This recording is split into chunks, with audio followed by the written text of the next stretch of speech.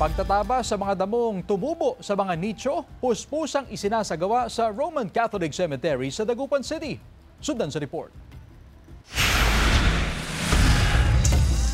Puspusan ang pagtatabas ng mga puno at mga damong tumubo na sa mga nicho sa Roman Catholic Cemetery sa Dagupan City. Pagkahanda ito sa dagsa ng mga dadalaw sa sementeryo sa darating na undas. Pinapuro po namin na kailangan po namin para masaya naman silang dumalaw rito. Yung wala na po silang tatanggalin na damo. Except po ron sa mga paintings ng mga nicho nila.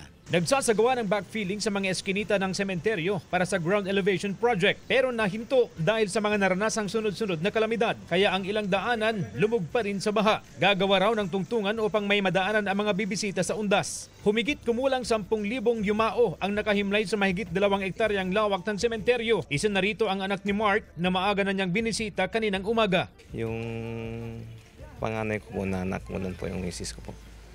Nakaantabay sa sementeryo ang 72 anyos na si Tatay Alejo. 2 dekada na siyang gumagawa ng lapida. Umaasang kikita kahit papaano ngayong malapit na ang undas. Conforme sa karaming pangalan, sir. Kung halimbawa 2, 3, iba ang presyo.